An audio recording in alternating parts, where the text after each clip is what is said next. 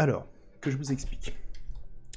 Notre but, ça va être en fait de reproduire ce que l'on voit là.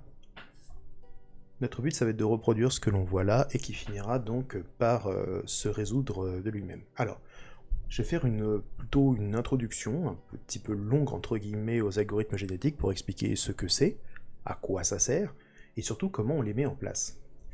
Alors, les algorithmes génétiques, qu'est-ce que c'est? En fait, c'est une façon de programmer qui va nous amener à déterminer des règles. Alors, ce que je vais faire, c'est que pour éviter de pourrir les yeux de tout le monde, voilà, je vais ouvrir Paint et je vais tout mettre en noir. Alors, les algorithmes génétiques, en fait, c'est une façon de programmer donc qui nous amène à créer en fait des unités logicielles qui fonctionnent par contrainte et qui vont tenter de résoudre un problème d'une façon particulière. Chaque unité logicielle, en fait, va être évaluée sur la base de la solution qu'elle propose à ce problème. Et au fur et à mesure, seules les unités logicielles qui ont réussi à proposer une solution qui est efficace, ou en tout cas plus efficace que les autres, vont en fait être sélectionnées pour construire les bases de la future génération d'unités logicielles. Et au fur et à mesure, on va se retrouver avec des unités logicielles qui, si elles ne trouvent pas la bonne solution, vont au moins tendre vers une espèce de solution optimale compte tenu des paramètres de départ qu'elles ont reçus. En fait, ça a l'air très compliqué dit comme ça, mais c'est en vérité hyper simple. Vous êtes tous des humains, a priori, vous qui me regardez ce soir. Donc, vous savez, j'imagine, comment on fait des bébés. Et si c'est pas le cas, je pense que ce live, il est pas fait pour vous, de base. Vous êtes peut-être un peu trop jeune. Mais vous savez a priori comment on fait des bébés. Et donc, vous savez que en gros, c'est la reproduction sexuée qui permet de mélanger les gamètes mâles et femelles, et que les gamètes mâles et femelles portent chacun en eux leur propre l'ADN de leur émetteur. Ces gamètes donc vont fusionner, et en moyenne donc 50% du patrimoine génétique du géniteur numéro 1 et du géniteur numéro 2 vont être transmis pour former 100%, ou presque 100% du patrimoine génétique du nouvel individu qui va être créé. Et ce qui nous amène donc à qu'est-ce qui se passe à ce moment-là? Est-ce que vraiment on est vraiment que la somme du patrimoine, enfin que le mix du patrimoine génétique de nos parents? Et bien pas très exactement en fait, parce que finalement au moment de la pas de l'anidation, je vais dire une bêtise, mais au moment en fait de la fusion des gamètes mâles et femelles, par exemple pour l'humain, on sait qu'à ce moment-là, il y a un certain nombre de mutations spontanées qui apparaissent dans l'ADN du nouvel individu ainsi formé. Elles sont en règle générale assez peu nombreuses, assez mineures, compte tenu du patrimoine génétique total, mais elles existent. Et tout ça, ça s'inscrit en fait dans un mécanisme plus global qui a été décrit par Charles Darwin lors de sa théorie de l'évolution des espèces. Les espèces, que font-elles? Imaginons, prenons un cas très simple.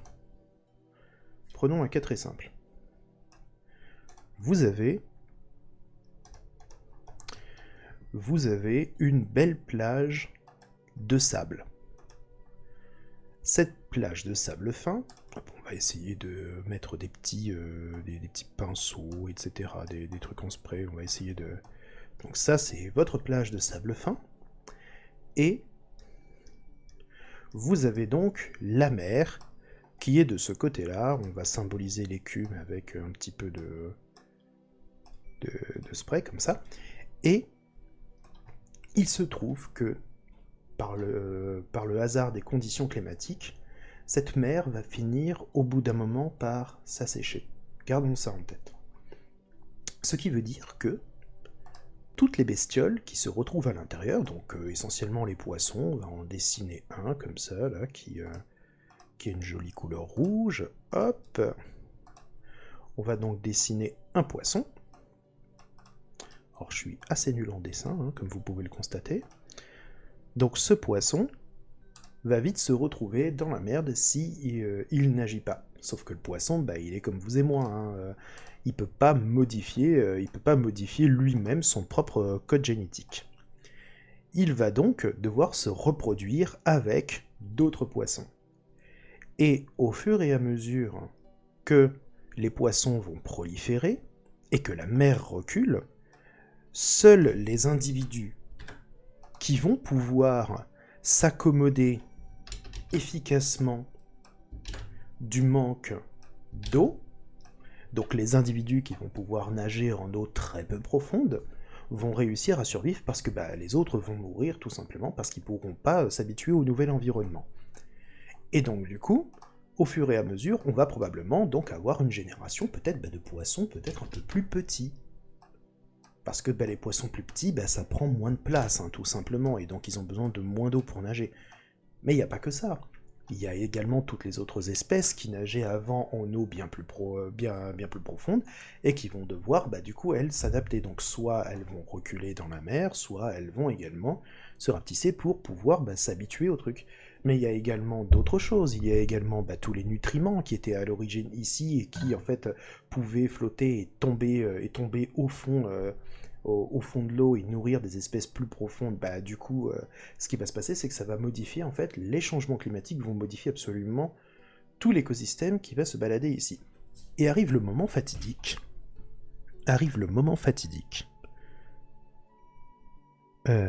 Oui, Hey Seven, pourquoi tu te marres? Ok. Arrive le moment fatidique où on commence à la mer commence vraiment à un peu trop reculer pour nos poissons. Et là, c'est pas de bol. Là, c'est pas de bol parce que boum, toute cette zone se retrouve asséchée. Et là, les poissons qui continuent de nager ne peuvent plus survivre là-dedans, il n'y a pas d'eau. Alors, il y a eu, à un moment donné, lors des diverses générations de poissons qui se sont succédées, donc plein de bébés qui ont été réalisés, des milliards de pondus, etc., il y en a eu quelques-uns qui pouvaient présenter en fait des petites modifications sur leurs nageoires. Alors, ces modifications sur les nageoires, je vais peut-être les faire en... voilà. Ces modifications sur les nageoires, en fait, leur ont permis de pouvoir se tenir éventuellement sur leurs nageoires, donc de circuler plus facilement sur le fond de sable, quand il y avait encore un tout petit peu d'eau, parce que nager alors qu'il n'y a rien à brasser, c'est compliqué. Par contre, quand on peut s'appuyer sur ses membres pour avancer, c'est plus simple. Et au fur et à mesure, il y a eu d'autres modifications qui sont apparues spontanément dans le code génétique des nouveaux individus. Les branchies se sont légèrement modifiées pour pouvoir également capter l'oxygène, mais de façon à le capter non plus uniquement dans l'eau, mais dans l'air. Ces individus qui, a priori, pouvaient éventuellement être totalement désavantagés dans les eaux profondes, parce que finalement, développer des capacités supplémentaires dans un environnement dans lequel on n'en a pas besoin, la nature n'aime pas ça. La nature va systématiquement à l'économie. Mais dans un nouvel environnement où ces capacités peuvent être utiles, automatiquement, les individus qui présentent des caractéristiques en fait supplémentaires qui sont adaptées à leur environnement vont mieux survivre. Ils seront donc d'office sélectionnés pour la reproduction. Et donc du coup, on verra apparaître une myriade de petits poissons qui en fait vont commencer à sortir tout doucement de l'eau. Alors peut-être qu'au début, ils vont surtout faire des allers-retours entre la flotte et la terre, et donc du coup, au fur et à mesure que l'eau recule, ça deviendra compliqué de retourner dans l'eau, mais leur espèce va continuer de se reproduire, et les individus qui se seront reproduits donc sur la Terre vont continuer de sélectionner, la nature, l'environnement va continuer de sélectionner des caractéristiques qui privilégient la vie dans ce nouvel environnement. Et c'est exactement ce que l'on va recoder ce soir. On va recoder quelque chose en fait qui reproduit ce mécanisme-là. Les algorithmes génétiques, c'est exactement ça. Toutes les unités logicielles que l'on va créer, ce sont nos poissons, et ils vont, au fur et à mesure que l'environnement l'exige, développer des caractéristiques supplémentaires qui vont en fait amener nos unités logicielles à être notées, parce qu'on va leur attribuer une note. En gros, c'est comme si on disait à chaque poisson, bah toi pour cet environnement-là, toi par exemple ici, si on te fait évoluer dans cet environnement-là, bah tu vaux pas un copec, tu vaux 0. Par contre, pour un autre problème, tu aurais très bien pu valoir 10. Admettons que tu sois vraiment dans l'eau, bah ici, tu n'aurais pas pu valoir 10 sur 10 parce que bah, tu es parfaitement adapté à ton environnement. Et ici, bah, ces poissons-là, finalement, on se serait retrouvé en fait à dire, bah toi, si je devais te donner une note pour savoir si tu évolues bien dans ce contexte-là, bah, j'aurais pu te donner 5 par exemple, parce que t'as encore des nageoires, t'as encore des branchies, c'est pas terrible tout ça, parce que finalement, tu fais que vagabonder entre les deux milieux, mais tu réponds ni parfaitement à l'un, ni parfaitement à l'autre, allez, un petit 5 sur 10. Et si je devais par exemple décrire un véritable individu qui s'est bien adapté, par exemple prenons une tortue marine, bah elle aurait peut-être un 10 sur 10 finalement la tortue, parce que finalement elle est très bien adaptée aux deux milieux. C'est possible aussi d'être adapté à deux milieux, comme il faut. Notre tortue, elle présente donc des caractéristiques qui lui permettent de nager efficacement, de se nourrir aussi bien sur terre que sur mer. Bref, la tortue, elle gère de la fougère, quoi. Elle est très bien. Donc finalement, c'est ça finalement que l'on va apprendre à recoder ce soir. Ce que l'on va faire, c'est que l'on va d'abord apprendre à créer des conditions d'évaluation pour nos problèmes, pour commencer. Donc on doit décrire un problème à résoudre, on doit décrire une façon, enfin des règles d'évaluation qui nous permettent d'évaluer un individu, et du coup, on va devoir faire en sorte de créer des individus totalement au hasard au départ, et de les faire évoluer dans notre environnement. Et une fois qu'on les fait évoluer dans notre environnement, on voit lesquels sont les plus adaptés. Ce que l'on fait, c'est qu'on va prendre un certain pourcentage des individus les mieux adaptés, on va les garder, et on va leur faire des bébés. Et les autres vont mourir, parce que c'est comme ça que ça se passe. Et au fur et à mesure, on obtiendra des bébés de plus en plus adaptés à leur environnement, et peut-être même que certains parmi eux arriveront à résoudre parfaitement le problème qu'on leur donne, donc à obtenir le fameux 10 sur 10, parfaitement adapté à son environnement. Vous m'entendez ou pas? Allô? Moi je vois le retour sur OBS. Oh, ok, d'accord. Bon. Alors, une fois donc qu'on a ça, ce que l'on va faire, c'est que l'on va donc retourner donc sur notre éditeur de code. Alors là, j'ai déjà du code de référence ici. Ce que l'on va faire, c'est que je vais le reproduire. Donc je vais m'en servir comme base de travail, et je vais le refaire dans un dépôt à part. Alors je vais en créer un. Je vais faire donc live. Vous pouvez le faire en même temps que moi si vous voulez, mais vous inquiétez pas, le code je vous le donnerai. À la fin, je vous le publierai sur un dépôt. Donc ce que l'on va faire, c'est que l'on va donc commencer par initialiser un projet. Alors, c'est le grand moment de solitude, parce que l'on peut éventuellement faire n'importe quoi au niveau de la config, et c'est là où on est sur quelque chose de marrant. Alors live avec GoGénétique, version 1, description, entry point, on s'en fout, git repository, author, licence, etc. Je m'en fiche. Moi, ce que je veux, c'est finalement avoir la possibilité d'écrire en TypeScript. Donc je vais faire un npm install de savedev TypeScript pour commencer. Et c'est tout ce que je vais faire en termes d'installation de paquets. Alors encore une fois, ma box est un peu nulle en download, donc ça peut prendre un petit peu de temps. En vérité, je crois bien que TypeScript j'ai installé de façon globale sur ma machine, donc je pourrais éventuellement m'en passer de ce truc-là. Mais c'est pour que vous puissiez éventuellement le faire en même temps que moi. Donc ça peut prendre un petit peu de temps. Ok. Boum. Et on va... Ah ouais, non mais là, il s'est endormi le truc. Hein.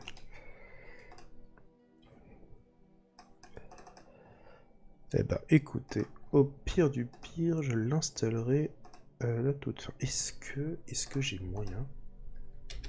Attendez, je vérifie un truc. Est-ce que TSC, je l'ai? Ouais. Moi, j'ai déjà TypeScript d'installer en global, donc j'ai pas besoin de... J'ai pas besoin de le faire. Donc ce que l'on va faire, c'est qu'on va se créer donc un petit script, npm start ici, et je vais faire en sorte de faire un tsc de main, enfin de index.ts. Donc src index.ts. Je vais donc me créer mon dossier src et mon fichier index.ts. Ok. Je regarde à peu près s'il y a des questions, etc. Non, c'est bon, c'est ok. Bon. Ok. Alors, concernant donc les algorithmes génétiques, ce que l'on va faire, nous, on va résoudre un problème très simple. On va tout simplement écrire un Hello World, mais avec des algorithmes génétiques. Alors vous allez me dire, c'est simple, j'ai pas besoin d'algorithmes génétiques pour le faire, ton truc, c'est vrai. On peut très bien faire ça. Lancer un petit coup de npm start. Ça compile. On lance le truc.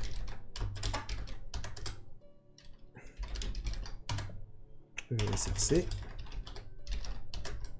Et voilà, ça me fait mon hello world. D'ailleurs, ce qu'on va faire, c'est que dans le npm start, node src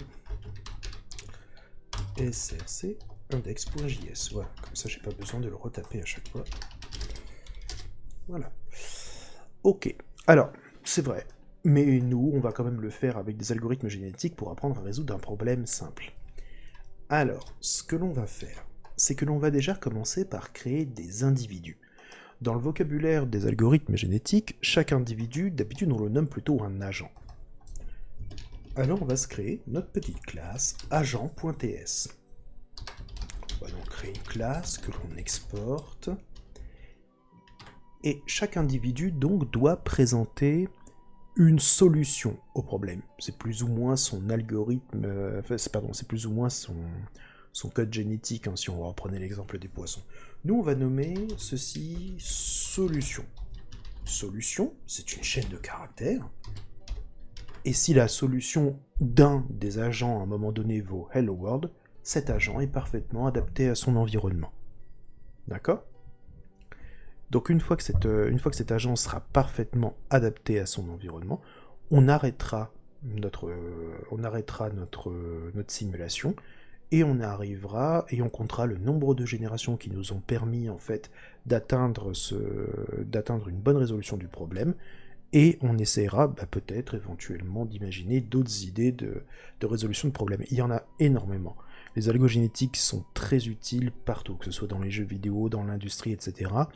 J'avais vu il n'y a pas si longtemps que ça un article qui expliquait que des ingénieurs concepteurs d'antennes, donc les antennes de réception radio en fait, ont créé une nouvelle antenne qui était beaucoup plus efficace que toutes celles qu'ils avaient pensé à designer en fait, à l'aide justement des algorithmes génétiques.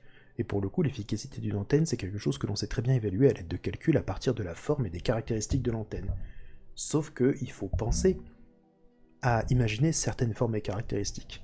Et eux se sont dit, on va laisser la machine explorer des idées pour nous et on va toutes les noter. Et grâce à ça, en fait, ils ont réussi à concevoir une antenne très efficace. Donc, une solution est présentée donc par un agent. Cette solution, finalement, elle va donner lieu à une note. Alors, la note, finalement, on va donner 0 de base, mais bien sûr, mieux un individu sera noté, et plus il sera adapté à son environnement. Ensuite, donc, un agent peut faire des enfants avec un autre agent.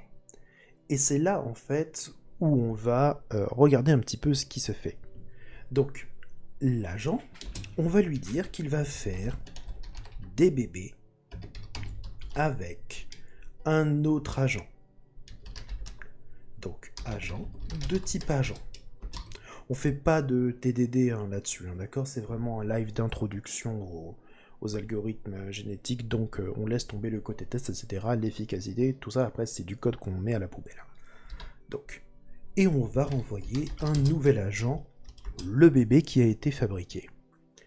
Alors, ce que l'on va faire, c'est que l'on va tout de suite déclarer notre nouvel agent, notre bébé, et on va le renvoyer. On va le renvoyer. Et entre les deux, il va se passer des choses.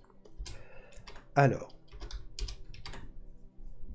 en règle générale, ce que l'on fait, c'est que l'on prend donc 50% du patrimoine génétique du parent A et du parent B, et on construit un nouvel enfant avec un mix de ces deux patrimoines génétiques. C'est ce que l'on va faire là.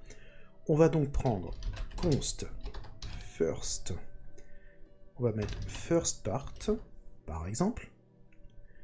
Ici, donc, c'est une chaîne de caractères. Est égal donc à la moitié du patrimoine génétique de notre agent. Donc ici, c'est la moitié de la phrase, donc la moitié de la solution. Donc ce que l'on va faire, c'est qu'on va faire un const mid number est égal à thisSolution.length divisé par 2. Et on va faire un mat.floor de ce truc-là. Voilà, on va partir au thisSolution.length. Voilà. Donc là, c'est la moitié arrondie à l'entier inférieur de notre patrimoine génétique. Donc ici, c'est tout simplement this.solution.substring. Et donc ici, on met donc 0 jusqu'à mid. Et la deuxième moitié, c'est de mid jusqu'à la fin. Et on ne sait pas ce que c'est que la fin. À l'heure actuelle, on n'a pas encore déterminé de longueur précise. Donc ici, donc, on a la première moitié, la deuxième moitié, et du coup, on va se retrouver donc à devoir avoir également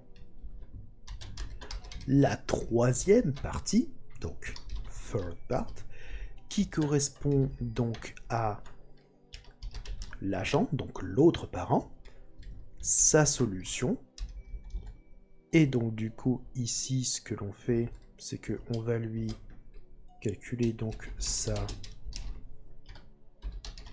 moitié à lui aussi, sa moitié de patrimoine génétique, et hop, donc c'est agent solution.length. Donc ici on part de 0 jusqu'à la moitié de son patrimoine à lui. Et ici la quatrième partie qui correspond à ce qui ressort après. Donc fourth part. Ok. J'ai tous les éléments, ou presque, on le verra plus tard, on va changer un petit peu, qui vont me permettre de créer un nouveau bébé. Et en vérité, je pourrais même en créer plusieurs. D'ailleurs, j'ai nommé cette méthode doBabies. Je vais plutôt donc créer des bébés, un tableau de bébés. Donc ici, je vais nommer ça Babies. C'est un tableau de bébés. Hop, et je vais retourner le tableau des bébés. Je vais tous les créer. Toutes les solutions possibles. Je vais donc faire la première moitié de mon patrimoine génétique à moi en tant qu'agent avec la première de l'autre, ma première à moi avec sa seconde moitié à lui, et ainsi de suite. Je vais tous les faire, ça me fera donc 4 bébés. Donc on y va. On va faire un const baby1. Donc c'est du code très très scolaire que l'on fait là. Hop. Baby 3, baby 4. On a dit donc que baby1.solution est égal à first part plus third part. Baby2.solution est égal à first part plus fourth part.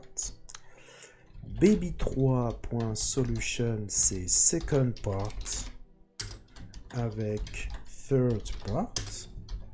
Et enfin, la solution du BB4, c'est second part avec fourth part. Ok, on va donc tous les stocker dans babies. En vérité, je n'étais même pas obligé de déclarer ce truc-là. Je peux retourner directement un tableau avec mes éléments. Vous voyez, si je crée un tableau à la volée, que je dis qu'il y a baby 1, baby 2, baby 3 et baby 4 à l'intérieur, ça fonctionne tout aussi bien. Et ce que l'on va faire, c'est que l'on va tester tout de suite notre code pour voir si ça marche. On va créer donc des deux parents. Donc ici, const, on va le nommer donc parent 1, agent, est égal à un nouvel agent, et on va mettre le parent 2 également. On va dire que le parent 1, sa solution, c'est égal à kayak. Et là, vous allez noter que finalement, kayak ici, c'est un mot qui s'écrit en plus pareil dans les deux sens, c'est ça qui est drôle. Possède donc un nombre impair et que donc la première moitié, ça sera k et l'autre, ça sera yak. Et ce que l'on va faire, c'est que l'on va également mettre un parent de solution à kayak. Et on va faire du console log driven development en première partie de soirée ici. Moi, je veux juste vérifier quelque chose. Parent 1 do babies with parent 2. On y va. Et on va regarder ce que ça nous donne.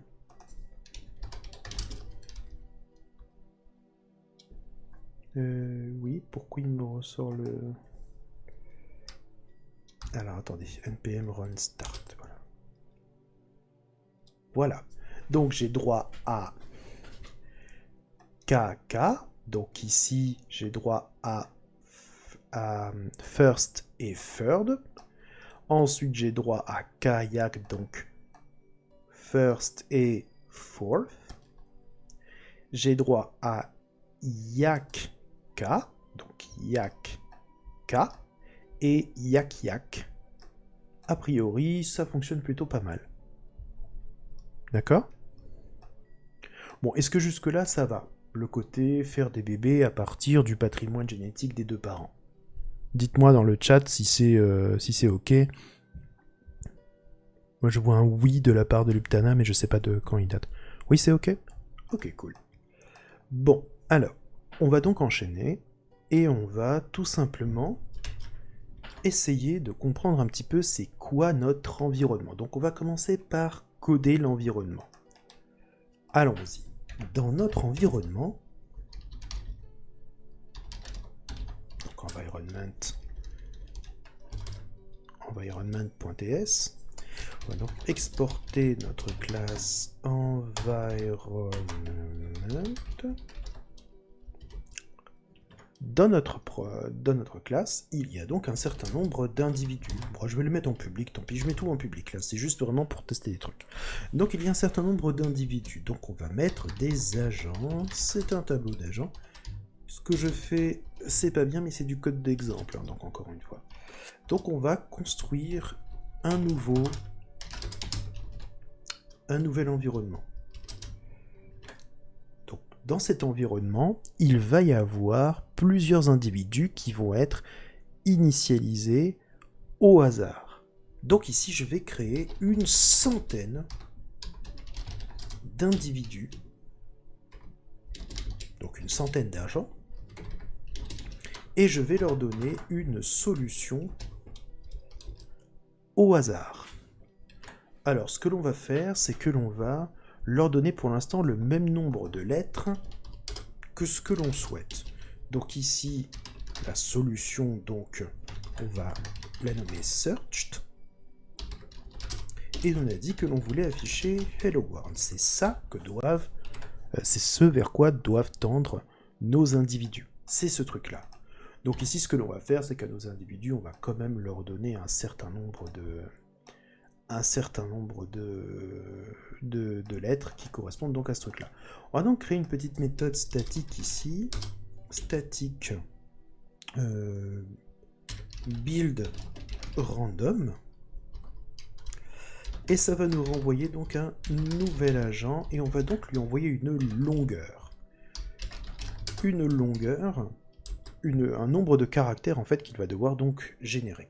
Donc ici on crée notre nouvel agent, donc const agent est égal à un nouvel agent, et cet agent, on va le retourner,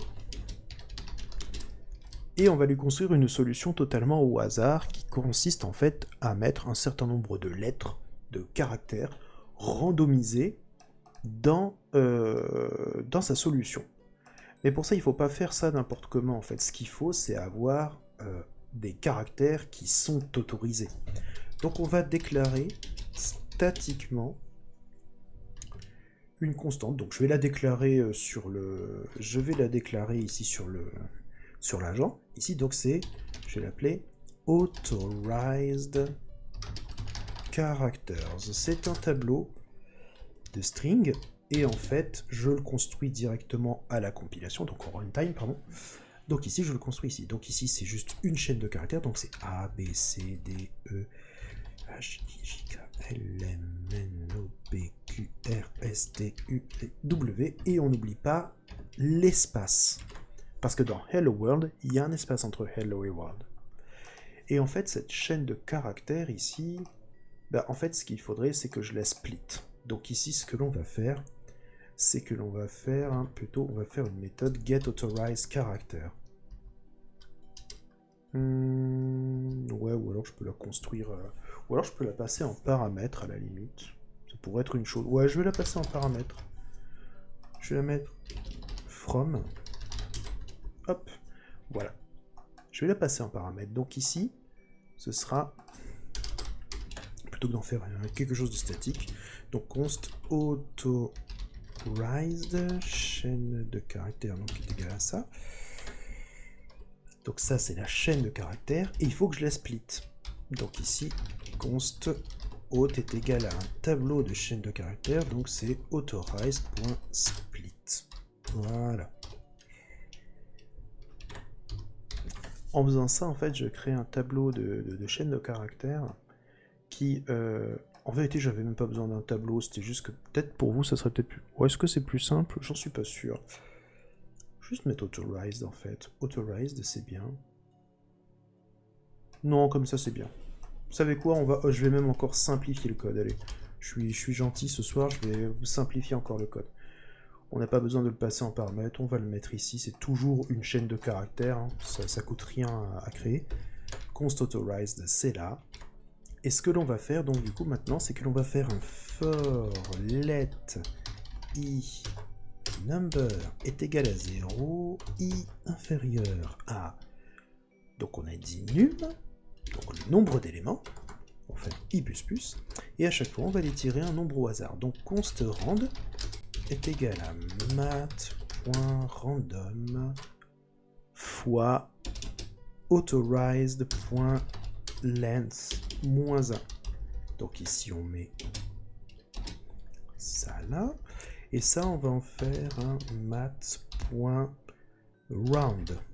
On arrondit. On va donc tirer un nombre, on va tirer donc une lettre au hasard. Cette lettre ici, donc on va dire que c'est agent.solution plus égal authorized get, donc car at rand. On va donc chercher une lettre au hasard parmi les lettres autorisées et on l'ajoute à la solution, et comme on fait en sorte de boucler sur l'entièreté sur le num ici, et ben en fait c'est la même longueur en fait que la solution qui sera recherchée, qui va donc être déterminée donc par l'environnement. Et ici donc on va stocker nos nouveaux agents ainsi créés, donc this.agents.push agent.buildRandom, et ici donc on envoie une longueur, et on va, pour leur simplifier la vie pour l'instant, faire en sorte de lui dire que c'est des individus qui présenteront tous la même longueur de solution que celle que l'on cherche. Ça va grandement leur simplifier la vie au début. N'hésitez pas dans le chat à poser des questions si vous en avez, hein, c'est fait pour. Et donc du coup, une fois que ça c'est fait, on va pouvoir... Alors j'ai dit qu'on faisait du console log driven development ici, on va le faire, Alors, on va donc faire un thisagents.forEach et je vais envoyer chaque agent. Donc, je vais envoyer ici. Donc, agent, de type agent. Je vais envoyer la solution de chaque agent dans la console. Hop. Agent.solution. Voilà. Je veux juste vérifier, mais normalement, on a plein de trucs au hasard. Hein.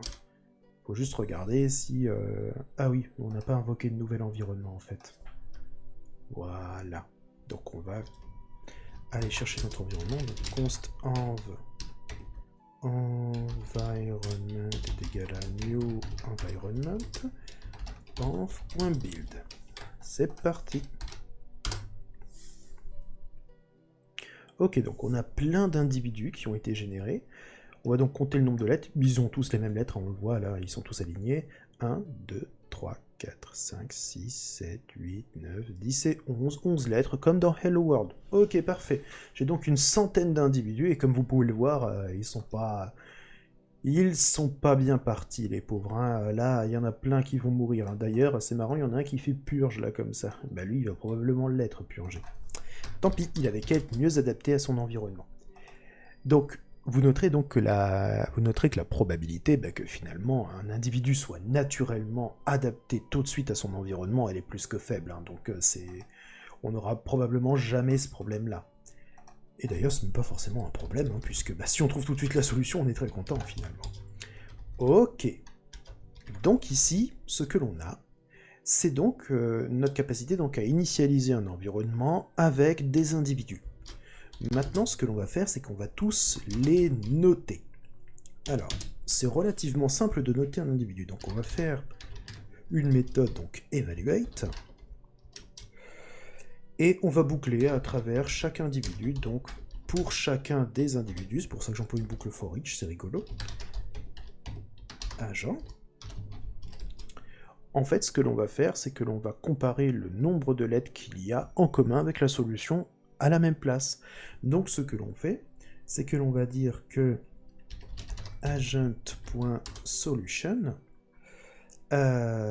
donc agent.solution, donc on va faire for let i number est égal à 0, i inférieur à agent.solution.length, i++.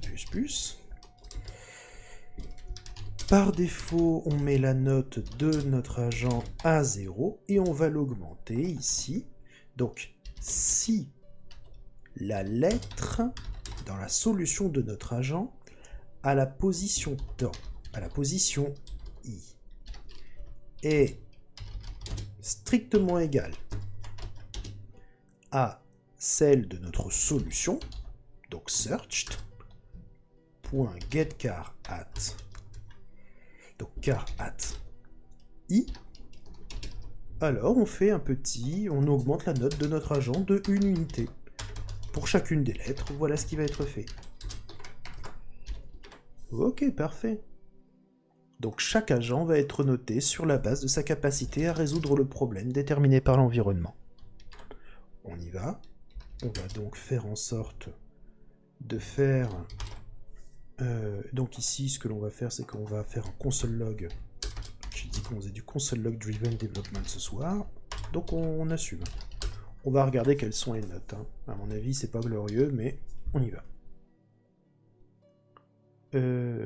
J'ai pas lancé le evaluate, donc ça risque pas de faire grand chose.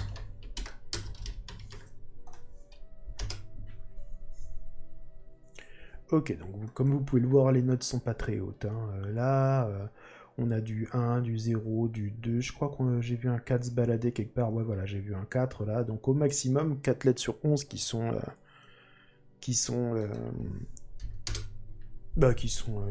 bonnes en fait. Donc là, vous voyez, hein, c'est très très bas au départ. On a beaucoup d'individus qui sont pas ou peu adaptés du tout. Et donc on va aller sélectionner, les 10 individus les mieux notés pour pouvoir créer la nouvelle génération d'individus. Allez, c'est parti. Hop.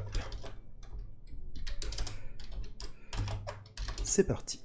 ce que l'on va faire, c'est que l'on va donc, une fois donc les individus notés, on va donc faire un sort agents. Donc ici, on doit faire en sorte de this.agents sort. Et donc ici, on va les comparer donc sur la base de leurs notes.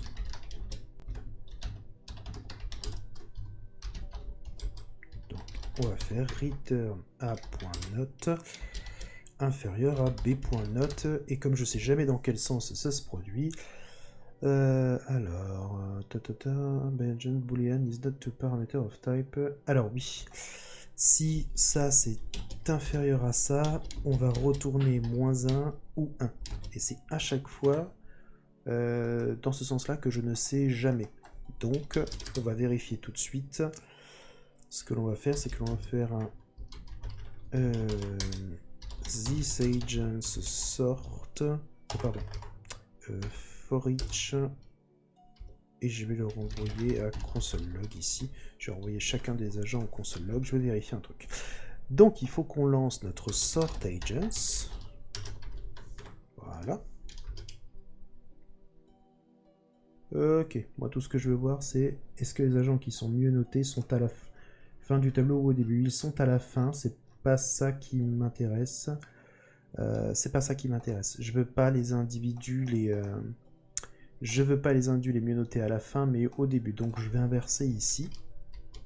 Boum. Voilà. Parce que je vais aller prendre les 10 premiers, hein, tout simplement. Je me prends pas la tête. Je sais que j'ai mis une centaine d'agents, et hop, voilà, comme ça, moi, je suis tranquille. Hop. Ok, donc maintenant qu'on a trié les individus, on va pouvoir faire une méthode qui va nous emmener vers la prochaine génération. Les 10 individus les mieux notés vont faire des bébés. Alors, sachant que ils vont me faire 4 bébés à chaque fois, bah c'est pas grave. À chaque fois, je prendrai que les 10 individus les mieux notés, et puis c'est tout. Alors, on y va. Public, donc next generation. Sort agents, pourquoi il y a un void à côté alors qu'il retourne clairement du void, hein. Je retourne rien. Je retourne que dalle ici. Je ne fais que faire un sort finalement. Je trie, mais c'est la fonction de callback que j'envoie à sort. Oui, je trie un tableau, uniquement. Donc, next generation, tu peux me tutoyer, Sarazar, il n'y a pas de problème. Donc ici, on fait un next generation. Next generation, en fait, donc, va nous permettre, donc on va prendre les 10 premiers individus et on va leur faire des bébés. Donc ce que l'on fait, c'est que l'on va prendre, on va les nommer les élus. Donc on va les nommer Chosen Ones, parce que voilà, on a le droit d'être un peu épique, hein. Donc c'est un tableau d'agents, et en fait c'est tout simplement notre this.agentSplice. On prend donc les 10 premiers, donc de 0 à 10. Boum. Et ensuite, tout le reste, ça dégage, on refait un tableau d'agents vide. À partir donc de ces 10 agents, on va faire des bébés. Donc ce que l'on va faire déjà, c'est qu'on va les intégrer. On va les intégrer, parce qu'après tout, ils sont bien, hein, ceux-là. Hein. Donc on va les intégrer. En tout cas, c'était le meilleur qu'on avait jusqu'ici. Et ensuite, on fait donc for let i. Alors, for let i number. Qu'est-ce qu'on fait alors? On va dire que... Ouais, alors attendez, parce que ce sont les 10 premiers, on a dit qu'on leur faisait faire des bébés. Ce qu'on peut faire, c'est les associer en couple de façon randomisée, jusqu'à ce que l'on obtienne un certain nombre de bébés. Donc à la limite, on va faire ça. While thisAgents.length inférieur à 100, tant qu'on n'a pas de nouveau 100 individus, on va tirer 2 parents au hasard. Donc, rand 1, donc c'est un nom, est égal à math.random chosen ones.length moins 1, parce que les tableaux sont indexés par 0 encore une fois, donc ça nous permet donc d'obtenir un indice au hasard, et on va obtenir donc le numéro 2 ici. Voilà. Donc ici, on va avoir notre parent numéro 1, qui est donc un agent, et que l'on obtient depuis chosen ones rand 1. Et on fait la même chose avec le parent numéro 2. Et enfin, on va inclure donc thisagents.push, et on va inclure donc les bébés que l'on va fabriquer, donc nos bébés. On va dire que donc const babies, c'est un nouveau tableau de bébés. Et on va dire que c'est le résultat de parent 1 do babies with parent 2. Et on y va. Et donc ici, on va décomposer notre tableau de bébé pour l'ajouter à nos agents. Et on fait ça jusqu'à ce qu'on ait un certain nombre d'agents dans le truc. Ok, donc là, on a notre nouvelle génération d'enfants qui va être là. Donc ce que l'on va faire, c'est que l'on va la lancer tout de suite. Une fois, donc ça c'est l'initialisation, à ne faire qu'une seule fois. Et ici, ça va être notre cycle qui va se reproduire plusieurs fois. Littéralement, c'est l'histoire de la vie. Bref. Avec ça, donc, on va pouvoir créer de nouveaux bébés. Alors, on y va. Et une fois que ça c'est fait, c'est ça qui est cool, on va pouvoir du coup aller regarder au niveau des agents. Donc ce qui est bien, c'est que j'ai tout mis en public comme un cochon. Alors, je vais pouvoir faire directement env agents directement, et je vais regarder donc ma nouvelle génération se construire. Ok, donc j'ai bien une nouvelle génération. Alors, cette nouvelle génération, comme vous pouvez le voir, elle est constituée donc des parents qui sont là au nombre de 10, 1, 2, 3, 4, 5, 6, 7, 8, 9, 10, et tous les autres enfants qui n'ont pas encore reçu de notes. D'accord ? Il va donc falloir aller, on va recommencer. Donc je vais laisser ce console log ici, et je vais le faire, et je vais me faire ce cycle une dizaine de fois. Allez, admettons une dizaine de fois.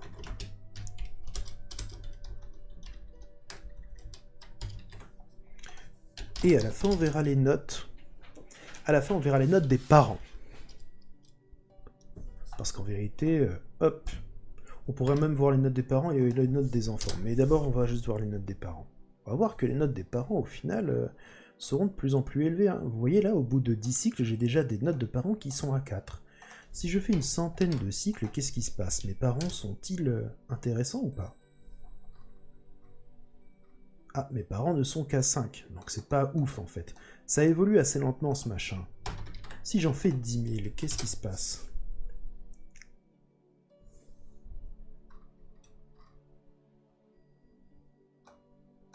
Ouais, c'est pas ouf hein, quand même. Hein. On a du mal à évoluer, hein, on le sent hein, finalement. Mais qu'est-ce qui se passe? Pourquoi on a tant de mal à évoluer finalement? Alors, pourquoi on a tant de mal à évoluer? Eh bien en fait, c'est tout simplement parce qu'on n'introduit aucune diversité génétique dans notre matériel de départ. Je m'explique. Vous êtes bien d'accord que la consanguinité, c'est pas quelque chose qui est extrêmement enviable. Et pourquoi?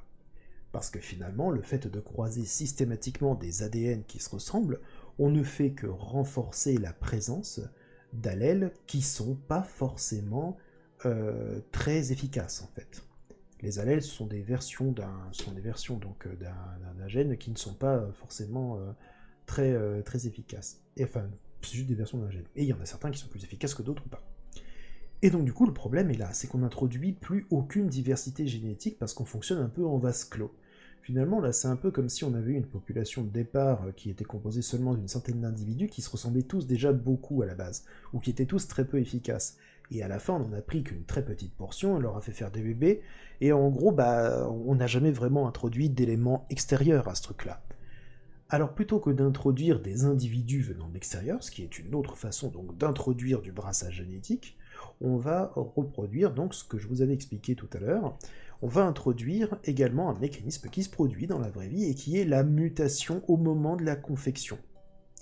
Cette mutation au moment de la confection, en fait, c'est tout simplement un petit bout de votre ADN qui va légèrement différer de ce qu'il aurait été si vous aviez été uniquement une somme de 50% de votre mère, 50% de votre père. Et bien on va faire exactement la même chose avec nos bébés. Alors avec nos bébés, ce que l'on va faire, c'est qu'on va faire une méthode que l'on va nommer donc, on va mettre mutate, on va la nommer mutate. Et ici, on va pas forcément muter tous les enfants. On va en faire une probabilité. Faut pas que tout le monde introduise trop de diversité génétique tout le temps, sinon bah, on ne tire plus aucun bénéfice de l'héritage de nos ancêtres. Ce que l'on va faire, c'est que l'on va appliquer, par exemple, cette mutation, mais uniquement dans 10% des cas. Donc si mat.random est supérieur ou égal à 0,9, enfin inférieur à 0,9, on ne le fait pas. Donc ici je fais return. Et sinon, ben, je prends donc un nombre au hasard. Donc ici, je vais donc récupérer mes caractères. Donc ici, vous voyez, c'est pas forcément très très efficace. Ce qu'il nous faudrait ici, c'est en faire quand même une petite constante ici. Hop, public static const. Const static public web const, si ça devrait être bon. Je crois que je sais plus si on en a besoin en TypeScript de ça. Et donc du coup ici comme ça je peux le récupérer quand même un peu partout parce que sinon je suis obligé de... Donc ici donc c'est authorized, donc ici c'est agent.authorized et ici ce sera aussi agent.authorized. Et donc ça dégage, j'en ai pas besoin ici. Bon. Donc ici je vais prendre donc un nombre tiré au hasard. Donc il faut que je le prenne parmi la liste de tous les caractères autorisés. Donc c'est agent.authorized.length-1. Donc mat.random fois cette chose et je l'arrondis. Donc là, vous voyez, rien que ça, déjà, j'aurais dû en faire une fonction utilitaire, hein, de tirer un truc au hasard, parce que je le répète beaucoup de fois, mais bon, c'est pas grave. On a dit que ce soir, on a assumé de faire du code sale, entre guillemets, puisque ben, on découvre des choses. Et donc, du coup, ici, on va donc tirer un nombre au hasard. Donc, une lettre, et donc on va en déduire une lettre. Const letter est égal à agent.authorized car at letter. Rand. Donc on prend une lettre au hasard et on va modifier une de nos lettres de notre solution également au hasard. Donc ici je mets rand 1 plutôt, et ici cette fois je tire un nombre au hasard dans ma solution. this.solution.length-1 et je l'ai nommé rand 2.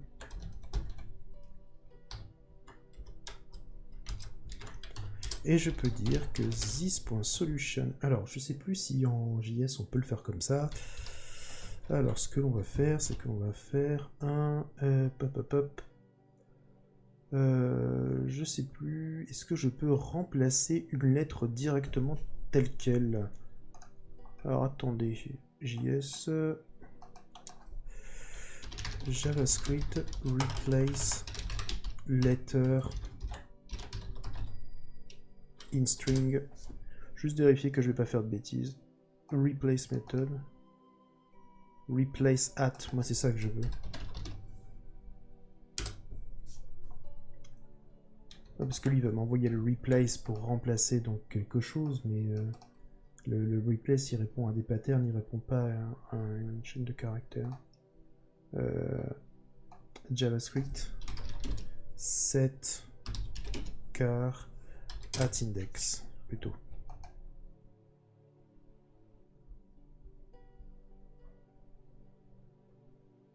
Ah voilà, on est bien obligé de passer par un sub-str, une connerie dans le genre, there is no replace at. Ok, d'accord. Je me disais bien aussi, parce que j'ai fait un peu de Java hier, et du coup, bah, je ne savais plus. Donc du coup, this solution, donc ce que l'on va faire, bah, on va donc prendre la même chose. Const first, donc const first part est égal donc à const first part string est égal donc à this solution point sub string de 0 jusqu'à, donc on a dit rand 1, non pardon, rand 2, et ensuite la seconde moitié c'est this solution substring, donc rand 2 bah, finalement plus 1, puisque nous on veut supprimer le caractère que l'on souhaite remplacer. Et donc du coup on va dire que this solution est égal à first part plus notre lettre plus second part. Ok, donc là on a introduit notre mutation. Et donc ce que l'on fait, c'est que l'on va tenter une mutation sur chacun des bébés nouvellement créés. Donc baby1.mutate 1, 2, 3, 4. Voilà, chaque bébé nouvellement créé va avoir une possibilité de mutation. Et là, on va aller regarder... Oh, alors, est-ce que j'ai fait... Oui, j'ai fait une bêtise. J'ai fait une bêtise, une grosse bêtise apparemment. De 0 jusqu'à 42, parce que là, vous voyez, ça n'a fait qu'augmenter. Donc c'est dans ma mutation. Bon, les notes sont plus intéressantes, mais j'ai fait une bêtise. Donc, voyons voir un petit peu. Vous me voyez, vous m'entendez encore ou pas? Allô, allô? Je crois que j'ai eu un problème de... Yes. J'ai dû avoir un problème de déco, parce que là, on m'a indiqué que mon... Ça faisait longtemps que j'étais déco?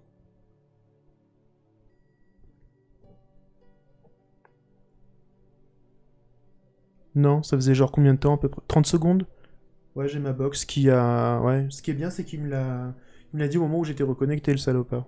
Ok, d'accord, bon, c'est cool. Donc je disais que au niveau donc de mes donc de mes agents, malheureusement la solution est un peu partie en slash. Donc on va tester juste rapidement la mutation. Donc ce que je fais, c'est que je désactive la probabilité qu'elle se produise afin qu'elle se produise tout le temps. Je mute et je vais donc loguer ma solution pour vérifier donc ce qu'il s'est passé. À mon avis, rien de beau. J'ai dû faire une petite bêtise. Alors, hello world, world, world. Ah, voilà, donc ça a rajouté quelque chose. D'accord. Vous voyez, hop. Keyword. Ah, voilà, donc ça a ajouté un truc. Ça a ajouté un truc, et c'est parce que j'ai pas mis mon plus 1 ici, dans la second part. Je vous dis que je le fais, et en fait, je ne le fais pas. Bravo à moi. Donc, je n'ai fait qu'ajouter des lettres à chaque fois. Vous voyez, là, j'ai fait hello world. Le nombre de lettres est resté inchangé. Notez bien. Je vais le déclencher plusieurs fois, et hop là, pour vérifier que le nombre de lettres reste strictement le même que celui d'Hello World. Ok, donc là, j'ai beaucoup muté. 1, 2, 3, 4, 5, 6, 7, 8, 9, 10, 11. Ok, c'est parfait. J'ai le même nombre de lettres, donc je peux muter autant de fois que je veux. Je reviens en arrière. Je reviens en arrière, je reprends ma version donc avec mon environnement qui boucle ici. Je réactive ma probabilité. Et là, on va voir où on en est concernant les parents qui peuvent être intéressants ou pas. Alors, vous voyez là, on commence à voir... Et vous voyez là, ici, on en a un d'Hello World. Il est bien, il est là. Donc, c'est juste qu'on n'a pas évolué. Ah, vous voyez, j'ai même déjà des éléments qui sont bons ici. Donc, j'ai plus besoin d'avoir 10 000 générations. C'est beaucoup trop, en fait. À partir du moment donc, où j'ai introduit de la mutation, bah, finalement, tout va beaucoup mieux. Regardez, les notes de mes parents augmentent très vite. Au bout de 10 générations, on est déjà à une note de 4. Si je mets 50 générations, on devrait pas être très loin de la solution, hein, je pense. 7. Ah, on n'est pas encore. Mais vous voyez, on commence à avoir des choses ici. Donc ce que l'on va faire, c'est plutôt que de faire ça, parce que c'est un petit peu barbare, ce que l'on va faire, c'est que l'on va, on va faire en sorte de lancer ce cycle plusieurs fois. Alors, ce cycle, on va le lancer dans une fonction, donc je vais la nommer tic, parce que c'était un petit tic pour tic-tac. Je vais la lancer une fois, par seconde. Donc, set timeout, et je vais la lancer à chaque fois. En réalité, je suis même pas obligé de préserver un environnement ici, donc je peux la lancer comme ceci. Hop, je vais la lancer toutes les secondes. Après donc, que j'ai terminé mes opérations, je relance dans une seconde. Et ce que je veux faire, c'est à chaque fois afficher la note des meilleurs individus. Donc, je vais aller même du meilleur individu en vérité. Donc, je vais juste faire un console log de env.agent0.note. Voilà. Donc je vais en faire une note ici, je vais aller la chercher. Const note number est égal à ceci. Const génération, donc number. Ce que l'on va faire, c'est que cette génération, on va plutôt en faire une variable ici. Let generation. On en fait une variable globale, c'est pas bien, mais tant pis. Et on fait génération plus, on log tout ça. Moi, je veux loguer donc la note et le numéro de la génération. Si note est égale à, enfin, est inférieur à 11, on relance. On n'a toujours pas trouvé notre solution. Allez, on y va. Et j'ai pas lancé la première chose, et j'ai pas lancé la première fois. Donc il risque pas de se passer grand chose. Voilà. Meilleure note, voilà. C'est un peu lent, j'aurais peut-être mieux fait de le lancer. Ou alors je fais un console.clear à chaque fois au moins. Ouais, je vais accélérer les deux en fait.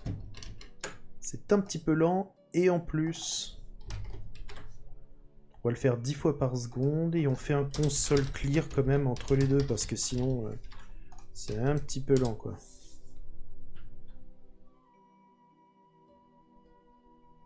Bah, on va avoir besoin quand même d'un certain nombre de générations. Comme vous pouvez le voir, ça ne fait que s'actualiser, mais vous voyez là, on augmente très vite. Hein. On en est à la 120e génération, on est à 10 sur 11, ce qui est beaucoup. Hein. Alors là, c'est là où il va falloir que la mutation qui nous intéresse apparaisse. Hein.